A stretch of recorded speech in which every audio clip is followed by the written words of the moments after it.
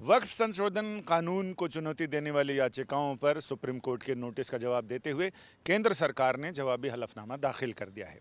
केंद्र सरकार ने अपने हलफनामे में साफ कहा है कि इस कानून से देश में संविधान प्रदत्त अधिकार या संवैधानिक प्रक्रिया इनमें से किसी का भी न हनन होता है, न उल्लंघन होता है, न उसमें किसी तरह की कोई कोताही बरती गई है। केंद्र सरकार ने साफ कहा है कि ये बिल पूरी चर्चा के बाद यानी 36 से ज़्यादा जेपीसी की मीटिंग हुई, जिसमें 97 लाख से ज़्यादा हितधारकों ने न केवल सुझाव दिए बल्कि अपनी टिप्पणियां की हैं, ज्ञापन दिए हैं। समिति के सदस्य अलग अलग 10 से ज़्यादा शहरों में जाकर लोगों से मिले हैं, लोगों की सीधी प्रतिक्रिया ली है। ऐसे में जब ये संविधान निर्माता, ये कानून निर्माता यानी जो लॉ मेकर्स हैं, जनप्रतिनिधि, इन सारे लोगों ने बहुमत से इसे पास किया है, तो ऐसे में इस पर रोक लगाना उचित नहीं है। केंद्र सरकार ने अपने हलफनामे में ये भी कहा है कि वक्फ की संपत्ति में 2013 से लेकर अब तक 116 गुना से ज़्यादा वृद्धि हो गई है। पुराना वक्फ कानून वक्फ के बहाने, वक्फ की आड़ में ज़मीन हड़पने का, सरकारी और निजी ज़मीन हड़पने का एक बड़ा स्वर्ग बन गया था, सुरक्षित स्वर्ग हो गया था, एक ज़रिया था, उसको हमने कंट्रोल किया है।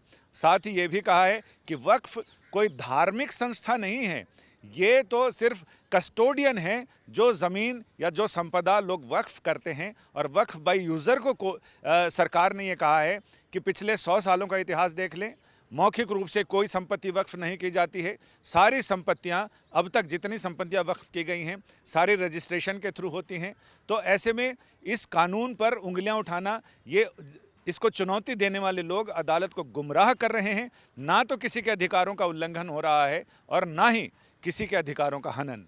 केंद्र सरकार ने अपने जवाबी हलफनामे में ये भी कहा है कि जो मुतवल्ली होता है किसी भी वक्फ संपत्ति का, वो कस्टोडियन होता है, वो कोई धार्मिक व्यक्ति नहीं होता है, वो एक वैधानिक, और साथ में ये भी कहा कि वक्फ का प्रबंधन वैधानिक है, धार्मिक नहीं है, इट्स एन स्टैट्यूटरी बॉडी है।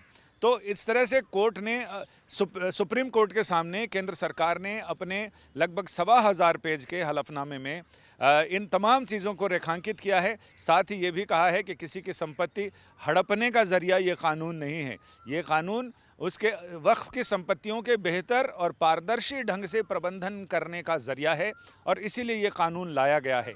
अब 1 हफ्ते में केंद्र सरकार को इसमें जवाब देना था, वो जवाब दाखिल कर दिया गया है। अब इस पर बाकी अन्य याचिकाकर्ता हैं, उन्हें इस पर रिजॉइंडर यानी प्रति उत्तर देना होगा और इसके बाद 5 मई से शुरू होने वाले हफ्ते में इस मामले में अगली सुनवाई होगी। यानी अब सभी लोगों को इंतजार है कि इस पर बाकी याचिकाकर्ताओं की तरफ से क्या प्रति उत्तर आता है। कैमरामैन कृपाल सिंह के साथ संजय शर्मा, दिल्ली, आज तक।